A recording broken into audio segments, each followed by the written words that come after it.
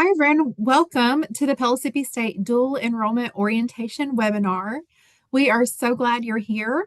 We're just going to give everyone a few minutes to get logged in and make sure we're ready, and we'll get started in just a couple minutes.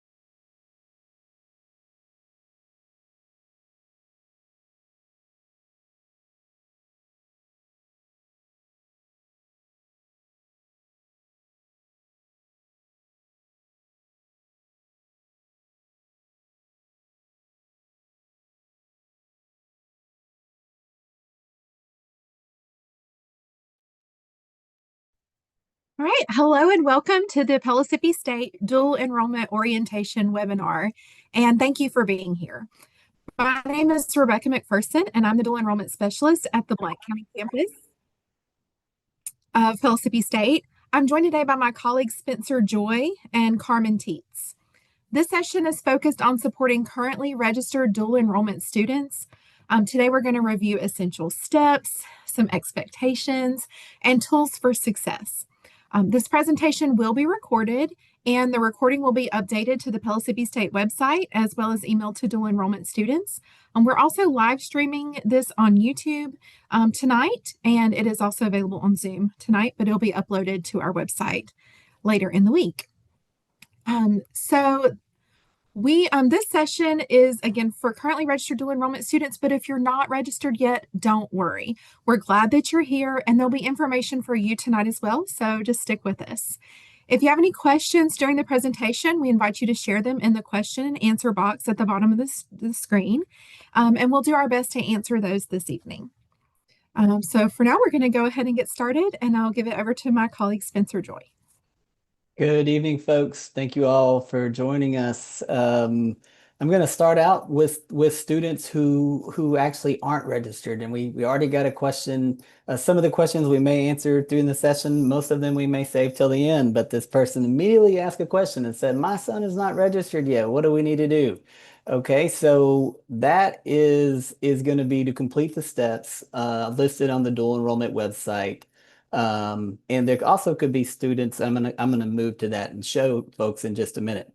But also students, we at Pellissippi State delivers numerous courses on high school campuses, and we are starting the process of registering those students right now. So if a student is taking a class on a high school campus and they don't see yet that they're registered for it, give us a little time. We're almost there.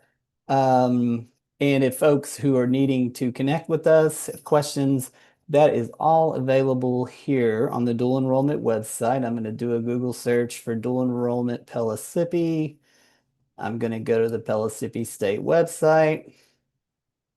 And these are the steps that a student needs to complete. Students need to apply to Pellissippi State. The application deadline is August the 7th. So we do need students to apply by August the 7th. Students need to apply for the dual enrollment grant. Students need to request that their high school transcript and ACT scores get sent to us. After we get that part and students and families complete the dual enrollment participation form, students can register. And the turnaround time can be quick on that, but the sooner the better. Um, so we do know there are some folks that are still, wanting to get in classes. It is still possible. There are still some courses open. And while I'm here, we'll repeat this numerous times throughout the evening. Um, Contact us. All right. So you guys that are on YouTube Live, if you have a question, you'll maybe have to email us. There's not a question and answer box option on YouTube Live, but if you just do a Google search, dual enrollment Pellissippi takes you to this web page. Students and families can schedule meetings with me as well as Rebecca. And here is the dual enrollment Pellissippi email account, and we are here and glad to help you guys. So, very quick breakdown. TSAC dual enrollment grant could be a reminder for folks. So we are currently in the process of crediting students' accounts with dual enrollment grant funds. Our goal is to have uh, funds credited to all dual enrollment students' accounts who have applied for the dual enrollment grant by August the 4th. The TSAC dual enrollment grant covers the cost of the first 5 courses. The next 5 courses are approximately half off, so heavily discounted. All right. So this is available to juniors and seniors. The course allowance isn't something that resets between a junior and senior year. These are 5 free classes and 5 half off throughout the course of a student's junior and senior years.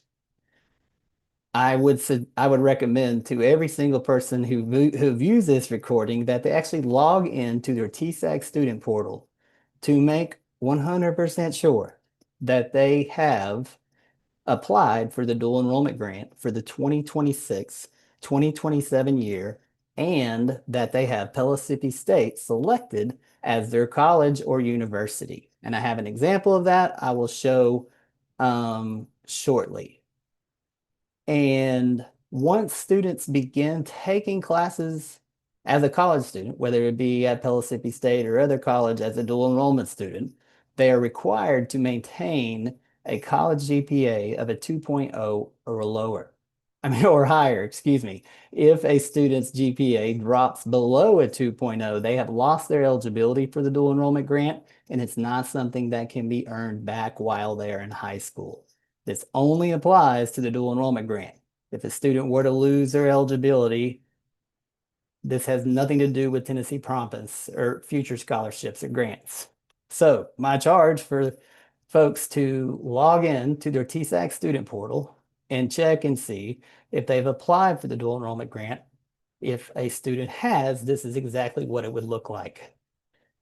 Student would Google TSAC student portal, they log into their TSAC student portal account, and if they've applied, on the very front page of their financial summary of the very first thing they see when they log in, this is what they should see. Current academic year, 26-27, that's this year. Here they have selected Pellissippi as the college or university of choice. Never a bad idea for folks to double, triple, quadruple check this. Oftentimes students who took classes with us last year, they applied for the grant, 25, 26. This is something that students have to apply for each year. So not a bad idea for every person on the call to take a little time to do that. Another common thing for folks on the front is sometimes students can't access their accounts.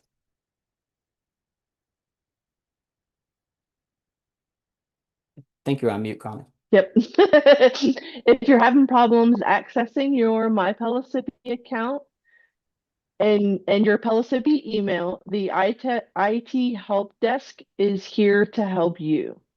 If you don't know your P number or email address, you can go to the link for the IT help desk, and there is an option to look up your P number. IT help desk is right under the picture.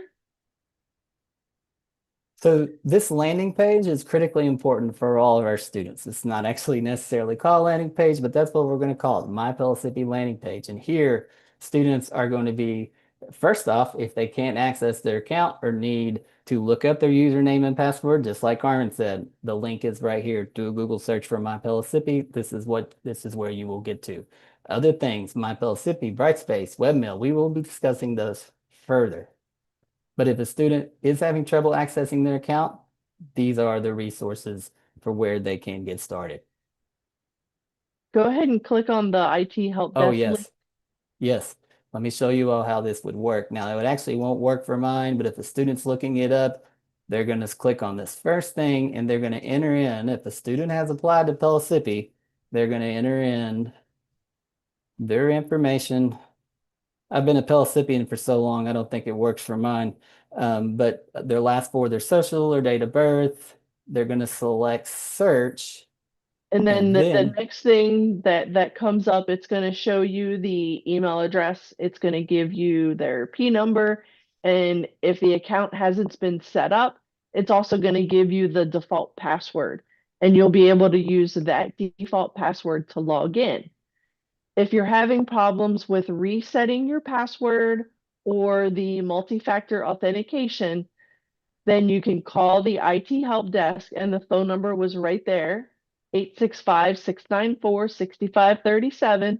When you call the IT help desk, you have to give them your name, your P number, and your email address. They will be able to reset your password or reset that multi-factor authentication to say a text message instead of the Microsoft Authenticator. You'll just give them your phone number and they'll be able to take care of all that for you. so I want to go over a couple of really important things at Pellissippi State. Once a student enrolls in a college, they have certain rights, freedoms, responsibilities that are of the students. These are the students' rights, responsibilities, and freedoms. And this is something that we can access from the Pellissippi State catalog. And it's also something that will be emailed to all students. Through you're also gonna one thing you're going to hear us say throughout the evening is campus email. And it's a great kind of one of the hidden parts of dual enrollment of getting students prepared for college, and that is checking their campus email. And again, we will get there in just a minute. But under the college catalog, rights, freedoms, and responsibilities for all students. And it kind of lays out these are kind of in overview the guidelines of being a college student. This isn't something that's only at Pellissippi. Almost all colleges have a section geared towards what our responsibilities and what our expectations should be. Also, along the lines of things really important, safety and security. So we have a campus police presence at each of our campuses. We have four campuses, the Hardin Valley campus, the Blount County campus, the Strawberry Plains campus, and the Magnolia Avenue campus. There are safety and security guards present at all of those locations. They're some of the friendliest people that we have on our campus. It's a great pleasure to see them daily and be able to say hello, hey John, how are you doing? So on and so forth. And in the biggest thing that our safety and security officers spend their time doing is really helping students.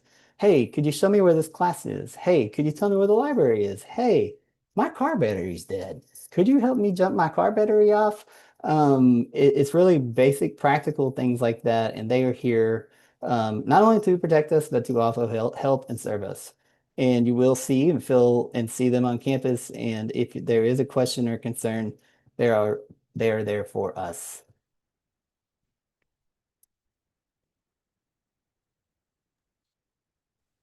So, tonight we're going to spend a little bit of time talking about some of the differences between high school and college experiences. And one of the biggest differences that we're going to talk about is how colleges communicate information about student records compared to high schools and how they might communicate with parents. So colleges have to abide by a protection called the Family Educational Rights and Privacy Act, or FERPA. And FERPA is an act that guarantees all students protection over their student educational records. So this is a law that you're going to see enforced at all colleges throughout the country. So just a heads up, when you are on your future journey, this is something that will be applicable at any future institutions as well. So what this means, it's actually applicable regardless of age. So once a student is registered, enrolled in classes, that means that they have privacy over their student records. And in order for a student, for anyone, staff, faculty, to be able to talk to a parent, anyone other than the student, we have to have disclosure on file that gives us permission to do so. So that means that a student who's dual enrolled in a high school, but also at Pellissippi State, would have to have signed a disclosure of records waiver in order for a parent to have access to the student's information. So we like you to know this up front so that we can prepare you. There is a disclosure of records form found on our website. You can go to the student's My Pellissippi account. And when you log in, you can click on Student Forms section under the Student Self-Service box. And this is going to, under the Start Strong Center, you'll see the disclosure of records form there. So when you click on that, it is going to auto-populate with the student's information, and then it has boxes below where you can put in a password and where you can also indicate which people you want to be able to disclose your information to. So this is really important. We do have to have this on file for us, for staff, for faculty to be able to talk to anyone other than the student. This form allows those that the student gives permission to access the information, but it doesn't allow them to make changes to the student's account. So we just want you to be aware of that as well. But we encourage you, if you want your parents to be able to ask questions or have information, that you make sure and complete this form. So we also want to talk about something that is a little bit different from college and high school, and that is disability services. So another way that college is different is how we work with students who have disabilities. If you've used a 504 or an IEP in high school, this isn't something that automatically transfers over from your high school, but we absolutely want to support your accommodations at Pellissippi State. So we want to make sure that you hear this part, know what to do. This is something that you'll just need to complete a few steps to make sure that you're ready for the semester. You can log into your My Pellissippi account the same way we did just a second ago when we were showing you the disclosure form. So you log into My Pellissippi, click on Student Forms, and on the left side of the screen, you'll see Disability Services, and this is where you can click to apply for services. Just a few extra steps there. Let's see, we strongly encourage anyone who used a 504 or an IEP in high school to sign up with disability services. And another thing about this is once you sign up, you do need to make sure that you're communicating with the Disability Services Office with your Pellissippi email account. It's just another reminder about the importance of checking your email regularly. They're going to email you from the Disability Services account, and you need to email back with your Pellissippi account. And that's one of the ways that they verify your identity, but it is very important.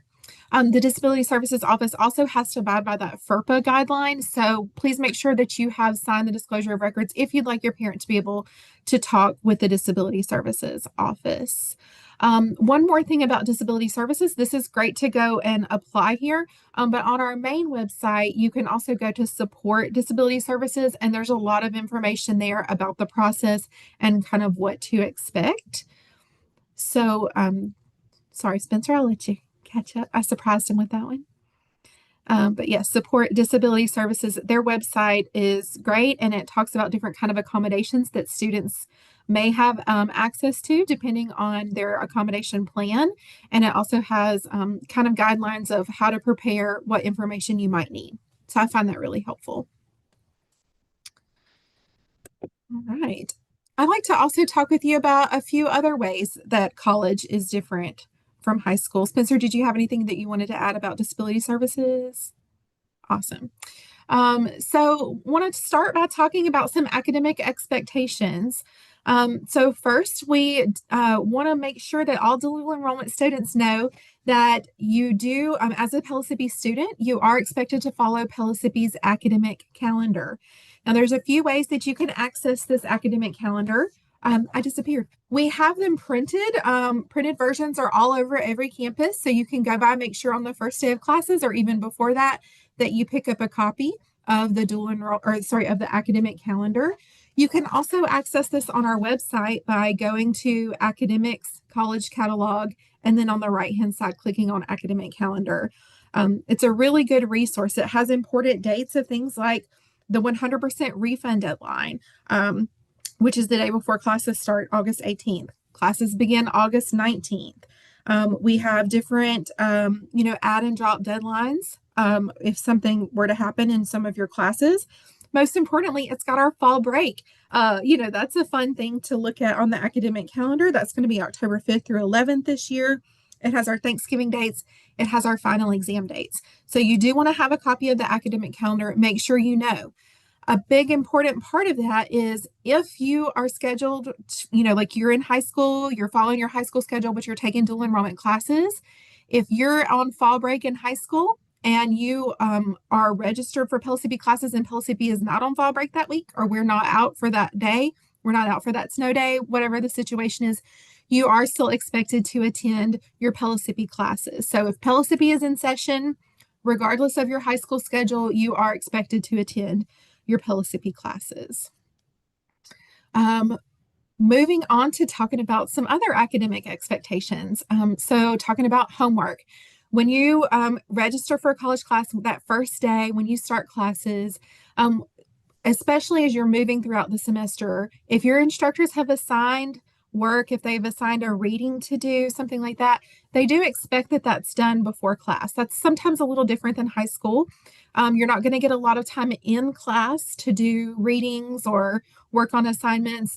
It's usually all about the lecture and getting that content. So when you have a class like an English class or a history class that may be 3 hours, 3 credit hours a week, you might attend like Monday and Wednesday from 8:30 to 9:50. So that's a 3 credit hour class because you're in the class physically, like maybe in a classroom 3 hours a week. You're expected to do about 2 hours of homework for every hour that you're in class. So what that means is that English class that was 3 hours a week or that history class that was 3 hours a week, now when you add in all the homework, the reading, the test, maybe like scheduling a quiz or go into tutoring, which we absolutely recommend. Now that's moving more into about 9 hours a week. It's not an exact number that's measured, but we just want you to have expectations of having a lot more work outside of the classroom than inside the classroom. So just be prepared for a little bit of extra time commitment there. Online classes do also have these expectations, so please keep that in mind if you're taking an online class. I get asked often, can you explain how online classes work? And so I'd like to touch on that. So they are usually where you log in during the first 2 days and you're given your assignments. Your assignments have definite due dates. That's the important thing to know. So while you can do log in at the time of day that's most convenient for you, if you have an asynchronous online course, please know that your instructor does have definite assignment due dates and you'll want to plan for those. In most classes, late work is not accepted. Of course, there could be expectations for that as well, or exceptions, for that as well. But the best thing that you can do is communicate with your professors.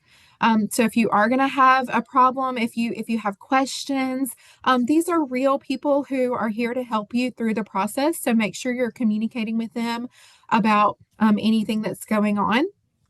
Read your syllabus. If you print any kind of documents for your class, please print your syllabus so that you have that resource document, which will have how to reach your professor, the expectations for the class.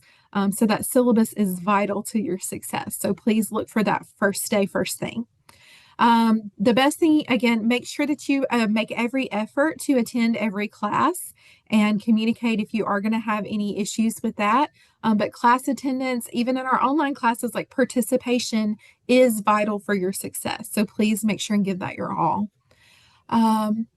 And just a reminder, you can contact your professors through email, through your Pellissippi email. So if you use a Google Mail or a Hotmail or even your high school email address, they are not able to verify who they're speaking with. And so they do prefer that you email them through your Pellissippi email account. And then you can also use Brightspace, which is our online classroom platform. So that is where it's kind of like Google Classroom or Canva or Blackboard if you've ever used any of those. And that is where you can also have a lot of classroom information and reach out to your instructor. One final reminder, instructors are not able to speak with your parent or guardian, especially if you haven't signed that disclosure of record. So it's your responsibility to communicate, and this is going to be a fun experience for you for that kind of growth, but just make sure that you are communicating with them and letting them know what kind of questions and any challenges that you have.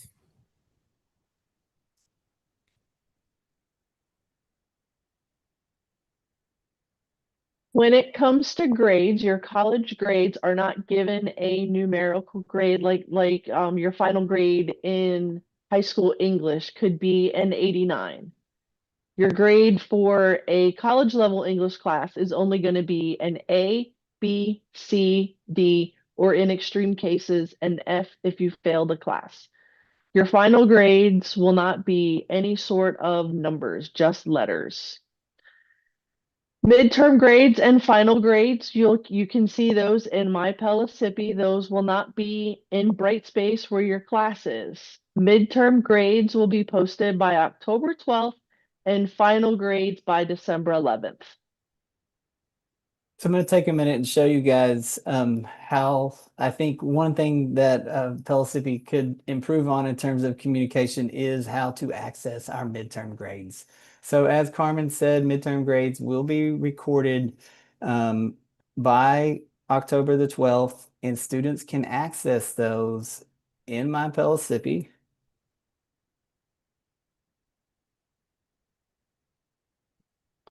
I'm going to go to more student options, and I'm going to go to student records,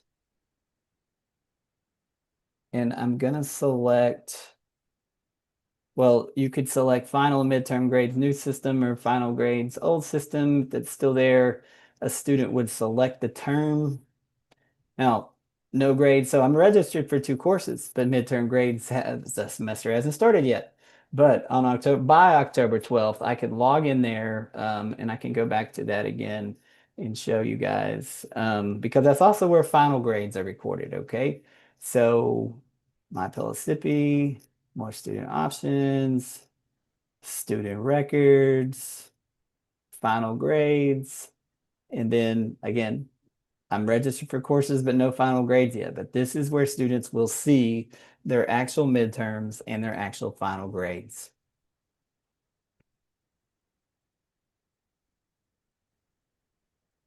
Okay, so this is kind of getting into the real meat and potatoes of the session here, and that is our pre-semester checklist. What is it that students need to do before the first day of class on August the 19th? Students need to verify, there is one item that's not on here that I talked about earlier, logging in the TSEC student portal. Make sure you've applied for the 26-27 dual enrollment grant and selected Pellissippi as the college. That item is not listed. We need to log into our My Pellissippi account. We need to verify our schedule. We need to check and see if we have a remaining balance on our account. Again, if you've applied for the dual enrollment grant by August the 4th, your account should be up to date. We need to log into Brightspace and make sure our courses are showing up. We need to log into our Pellissippi email account and see if there's anything there regarding the biggest thing with the Pellissippi email account is e-text. If you are registered for a course that has a required e-text book, there is a message, actually multiple potentially sitting in your inbox regarding e-text books. We need to visit our campus and see what that's like. We need to find parking.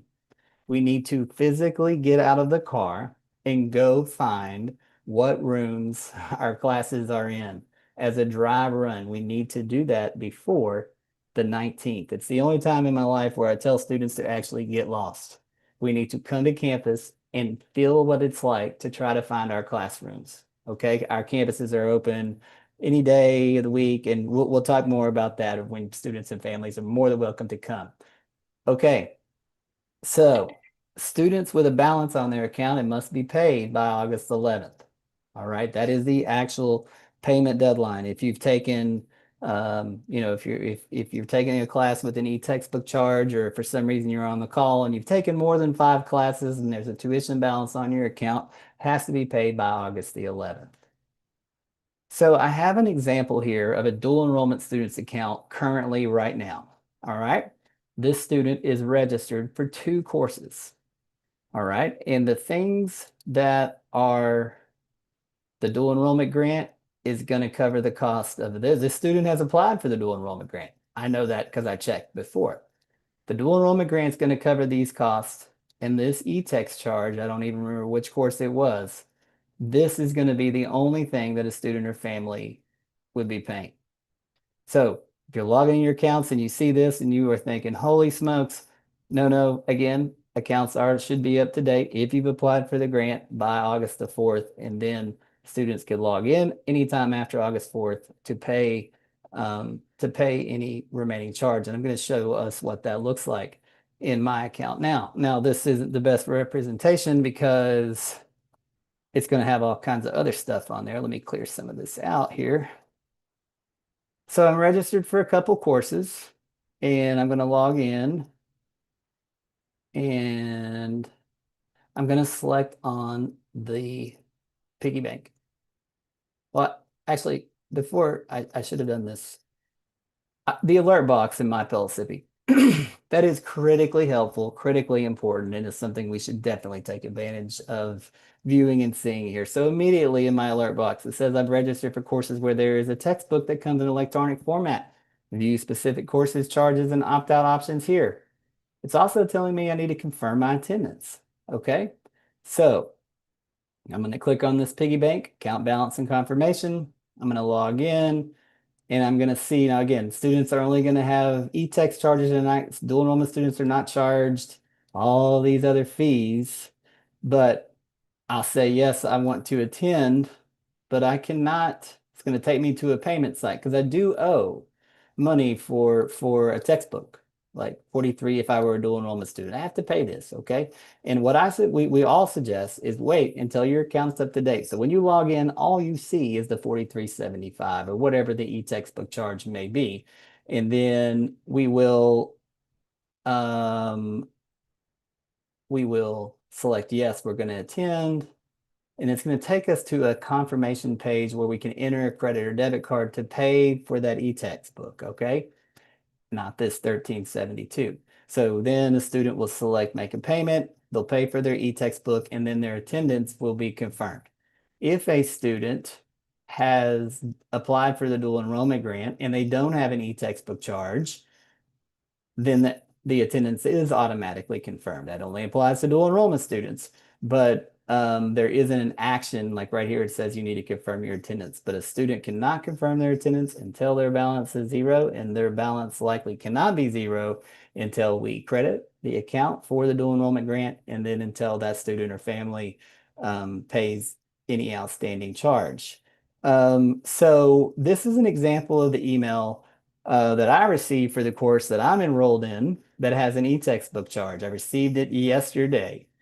And again, there's actually a couple other things in my inbox regarding e-text charges. But this is kind of describing the process here. And we never ever recommend students can opt out of these e-textbook charges. They should never ever do that until they hear from their instructor that yes, you can pass this class.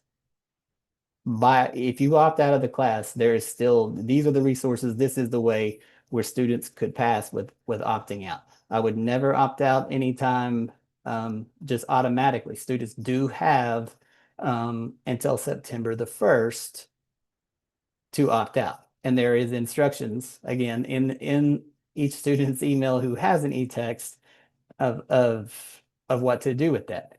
Then, very important page. I reference it every day. I go to Google and I type in e-text Pellissippi State, and I can see the charge for any e-textbook for any course that I may or may not be taking. And the most common and popular area where this occurs is in math. Nearly every single one of our math courses has a required e-text cost, and you can see the price of them. So we do have some, no, wait, when we see 392, let me be clear, that is for nursing students, okay? And nursing is one of the only areas where dual enrollment students can't participate, so we're not going to worry about that. But as you can see, most of them between, $60 to $100, and it's hard to say the percentage of our courses that use an e-textbook. There are still plenty of courses that use a physical textbook. For instance, English, okay? English does not have an e-textbook. It's going to be a textbook that students are going to have to order or procure on their own. And let's see. So I'm going to go back to the fee payment process. So again, just a long story short, the dual enrollment access fee, the dual enrollment tuition that's paid for by the dual enrollment grant, the only thing students would have to pay is for this e-text. Students are responsible for acquiring any required textbooks or e-text for their courses. That is an out-of-pocket expense. We strongly, strongly suggest that students simply wait until the first day of class. If it's not an e-text charge, then wait until the first day of class to hear from their instructor, whether that be an online class or an in-person course. There will be the required course materials listed on the syllabus, and should be and is almost always discussion about related course material, required course materials for each course. The expectation is not that students have books on their first day. The expectation is that students get their books hopefully within the first week. If there is a book that a student needs to order, there is a way that students can do that. It could be Amazon, it could be our local bookstore. We do have a bookstore at the Hardin Valley campus. And I know this is a big change from many of us when we were in college years and years ago, where the expectation was that you did have textbooks on the first day of class. All right. So most of our courses have a textbook or a required e-text. The cost ranges from $40 to around $100. So I'm going to take a quick minute and I'm going to hop over to our college's learning management platform, which is known as Brightspace. For students joining us from Knox County Schools, this is, or in Maryville and many other places, a very similar product to Canvas. Almost all public schools use some form of learning management platform, and this is what we use at Pellissippi State. So regardless of how a course is delivered, whether it is in person or whether it is online, every assignment and everything students do for the vast majority of our courses is going to go through Brightspace.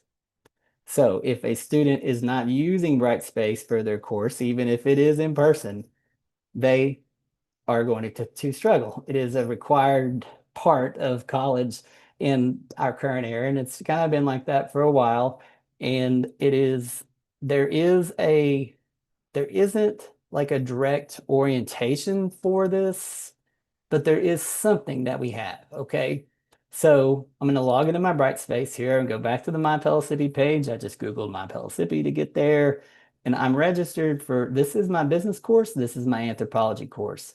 Any course that a student's registered for will be listed here. Now, it should be. It's very, very rare that a student's registered for a course and it's not there, okay? But it says it starts midnight on the 19th of August. No, no, no. This is when the semester officially begins. This business course is in person. This anthropology course is online. And every new student should see, we loaded most of them up this week, like 1,300 students or so. We have loaded the 2026-27 Brightspace student tutorial, which is, it's an activity that takes students through how to use this platform. It should be loaded in every new student's dual enrollment Brightspace now. Students can start working through that at any time.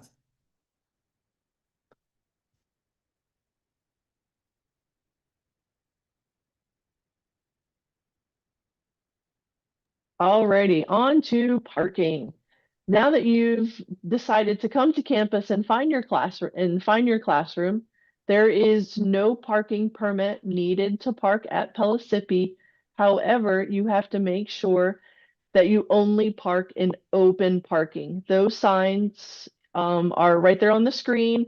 All the open parking spots are with a O and a number.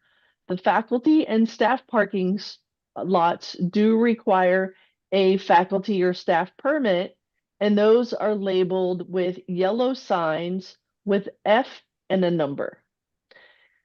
And make sure when you decide to come, check out your classroom, or even when you are starting to take classes, arrive early enough to park and walk to your class. Do not plan on getting to campus as your class time is starting. You need to get to campus with enough time to park and walk to where your class is. Now, there was a question that came up in the question box. How do you know where your room will be? If you go to your Pellissippi schedule, it will tell you what room your class is in. And Spencer's going to show you right quick how to find that, I think. So yes, and this is a great kind of stopping point with this because this is also super important. How do we view our schedules? And I feel like we kind of maybe almost missed that or whatnot, but we weren't gonna forget, I promise. Okay, so how does a student view their schedule? They log into their MyPellissippi account. We're gonna go to more student options. We're gonna go to registration. And we're going to scroll down to about the third or fourth one down right here where it says schedule detailed old system. And we're going to select here.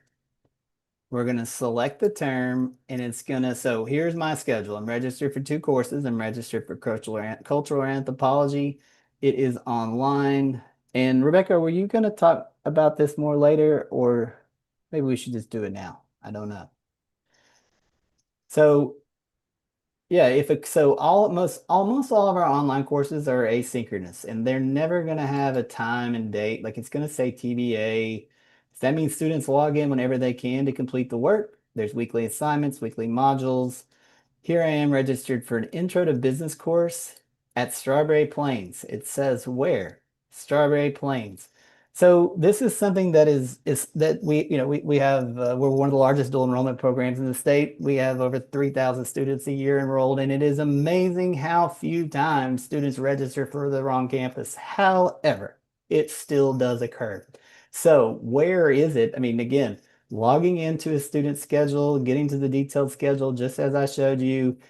First off, it will show the campus, all right? And then it will show the class time, Tuesday. The R stands for Thursday. For many, many, many, many students we see, they've never seen a college schedule with TR. This course meets Tuesdays and Thursdays. That's the Strawberry Plains campus in room 2610. Um, and and and that's going to be the huge part of one of our action items of coming to campus and finding where our rooms are.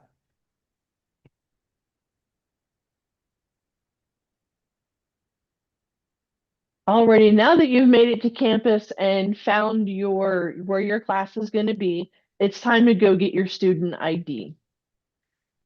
Make sure when you come to get your student ID, you bring a form of ID, such as your driver's license or a passport. You will also need to know or have written down your Pellissippi P number. At the Hardin Valley campus, you're going to go to the Goins Administration Building on the 2nd floor, room 244. That's also the IT help desk area. And then all other campuses, you'll go to the campus library. Your first student ID is free. Any replacements if you lose it are $20. You will need your student ID for in-person testing, and you can also use it for a variety of services that we offer on campus.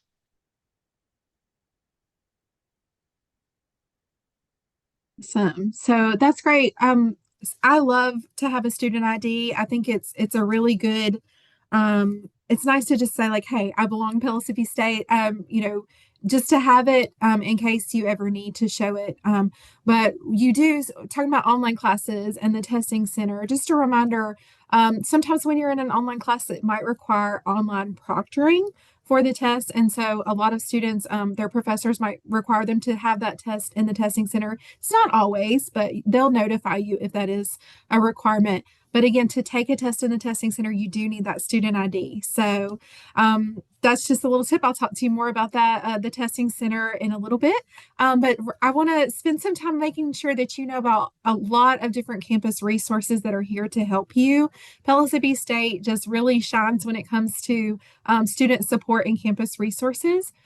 So the first one I want to talk to you about is the tutoring center. The tutoring center is something that we strongly recommend that students take advantage of. All students, really, but especially dual enrollment students. We want to make sure that you know, as a dual enrollment student, you have access to free tutoring on all campuses for almost every subject. That's no appointment needed, but you do want to check their hours. Those hours can be posted on the Tutoring Center website, and they're also posted outside of the Tutoring Center. So Carmen mentioned, walking around finding your classes. I encourage you to find some of these resources as well, just so you have the plan there to use that resource when you need it.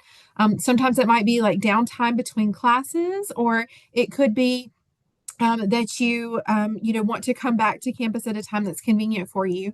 But again, free tutors, almost every subject, no appointment needed. You can find tutoring for sure for some of the bigger classes like your English, your math, your science classes, foreign language classes.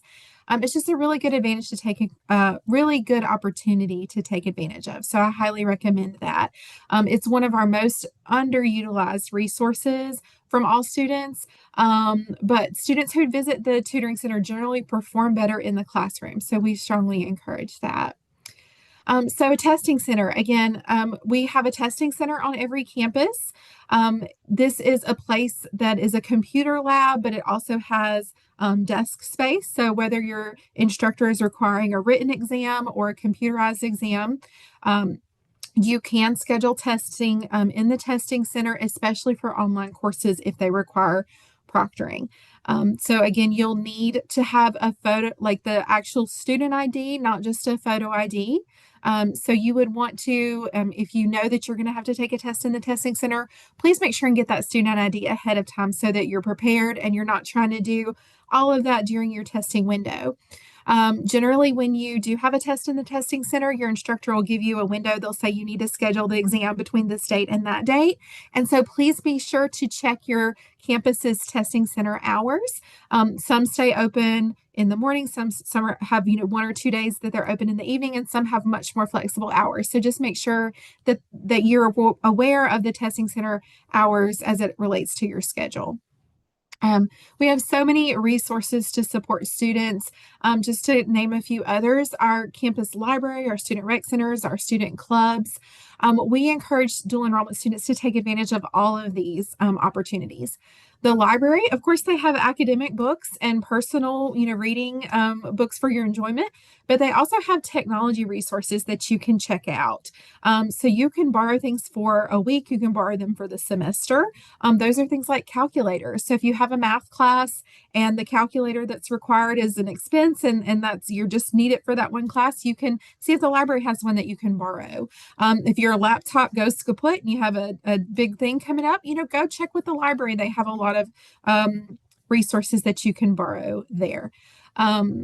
So they also have librarians, which are a great resource, and they can help you with research, with exploring like things that you're interested in, and help you make sure that you're using quality academic sources. So make sure and talk with the librarians if you have any questions about any of your projects.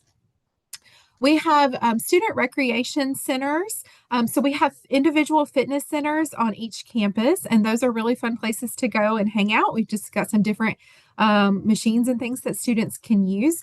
But we also have a large student recreation center available on our Hardin Valley campus.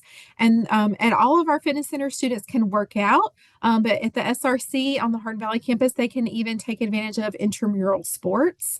They sometimes have different classes that students can participate in. So that's a really fun thing to look into if you're an athletic person or just like to work out. We do have athletics now at Pellissippi State, and we'd love to invite you to come out to games. But we do want to let you know that in order to participate in our collegiate athletics, you do have to have graduated from high school. So there's just a few things at Pellissippi State that you have to have a high school diploma for, and participating in the collegiate level sports is one of those.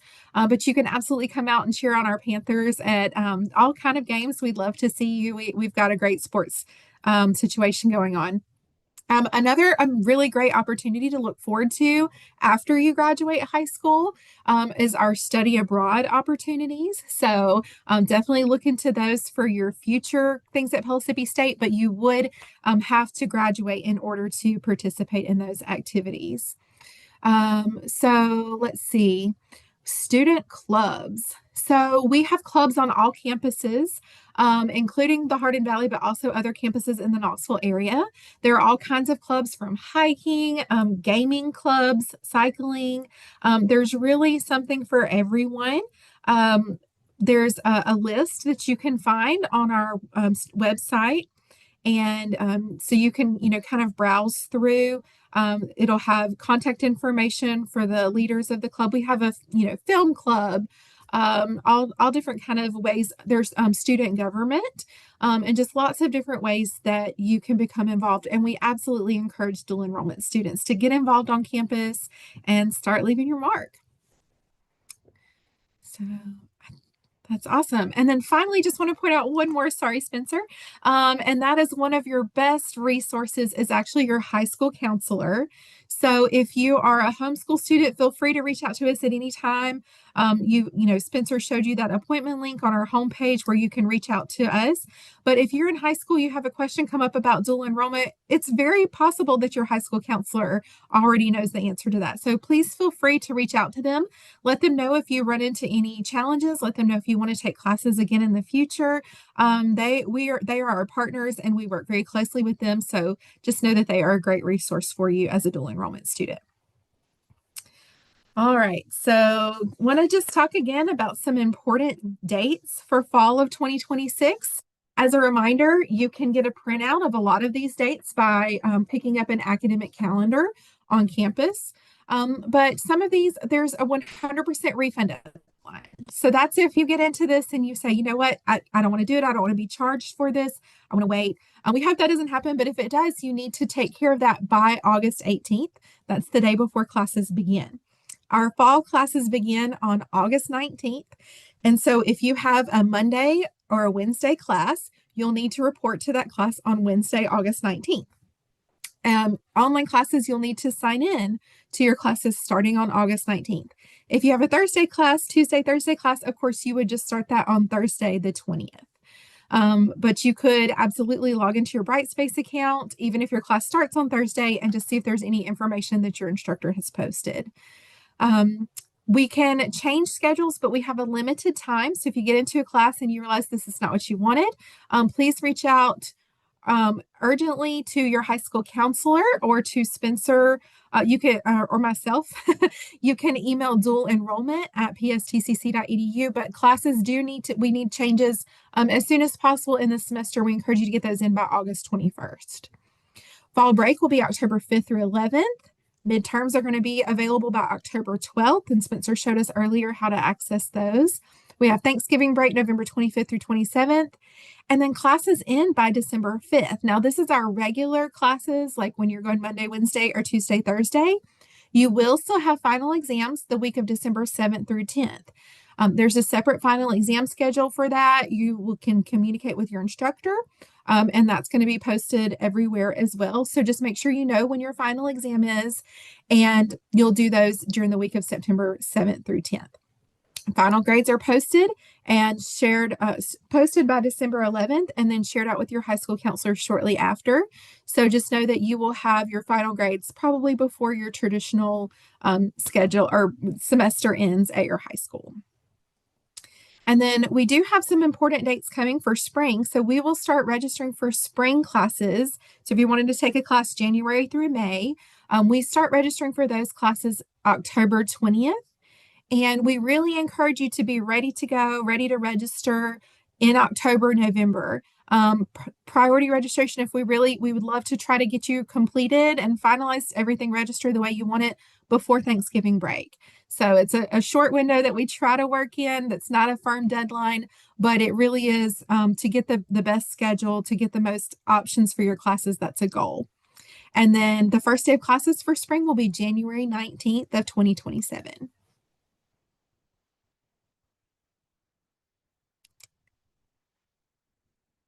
Alrighty. Again, for contacting us, you can see all of this on our dual enrollment page, pstc.edu/dual.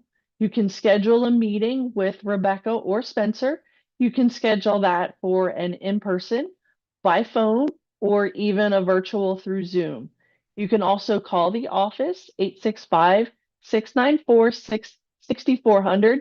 And as long as somebody's in the office or available, they may even, when you get somebody, we may not be on campus, but we are still answering the phones. I also want to take this opportunity right quick to go through a couple basic questions that I've already answered in the text box. The dual enrollment grant does not count towards the Tennessee Promise. It's completely separate funding. So if you max out your dual enrollment grant, you do still have your full Tennessee Promise. Brightspace accounts, that account information for Brightspace is the same as your MyPelosippi. It's not a separate account. It's all one, your email, your MyPelosippi, your Brightspace, it's all the same account information. Do you need a student ID if you're taking an online class? You don't necessarily need one, but if you come to campus to use any services, you will need that student ID.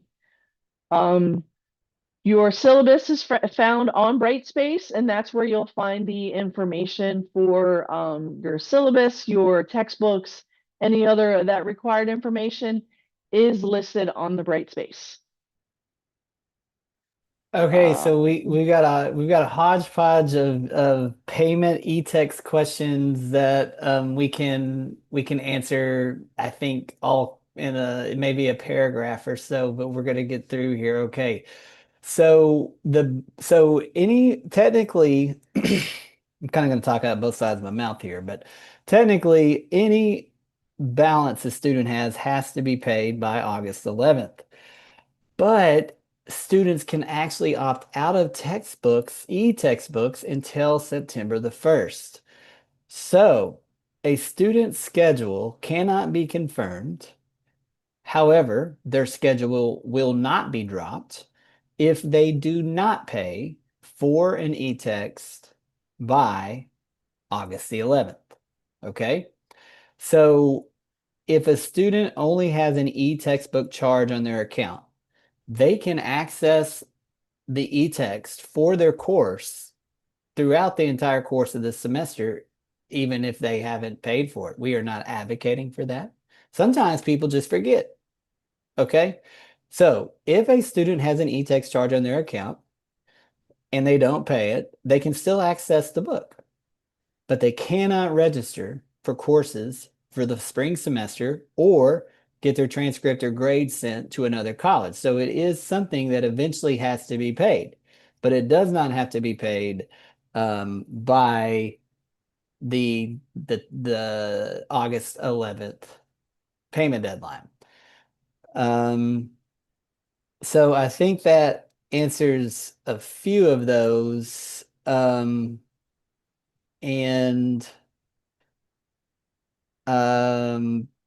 let's see.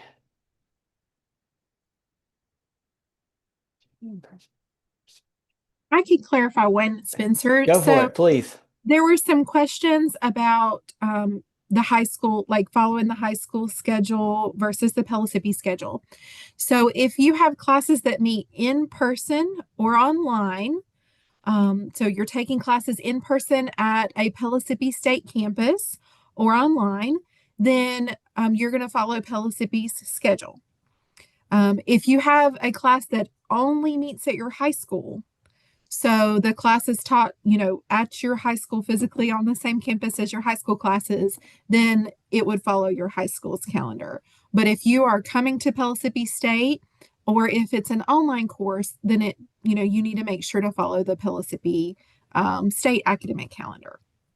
And that also goes for snow days. So if the high school system is taking a snow day, Pellissippi State is open, the class is on Pellissippi State's campus, then the student would be expected to come to Pellissippi State's campus.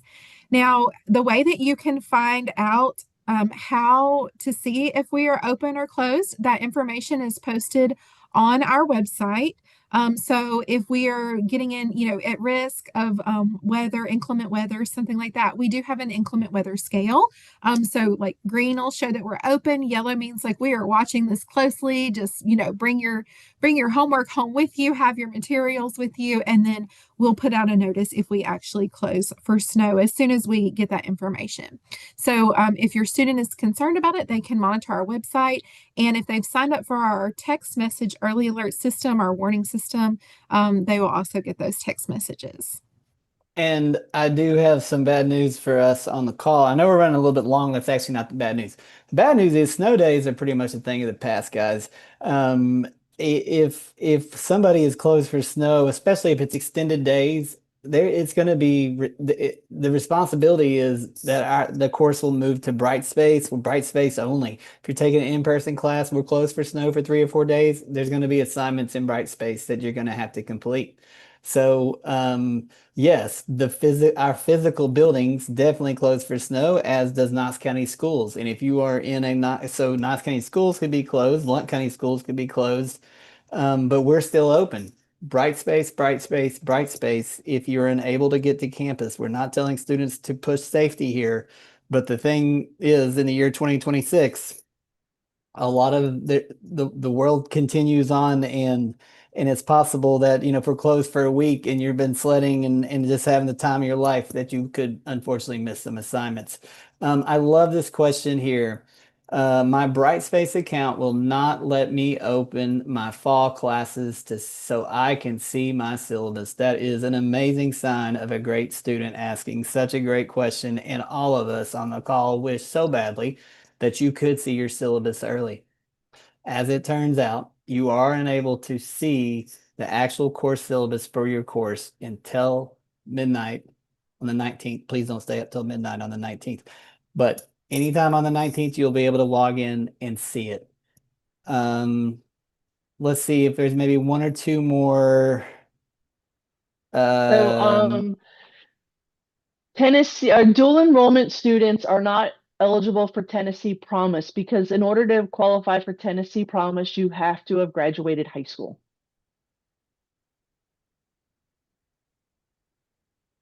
It is not possible that you cannot, there isn't an early access to the textbooks.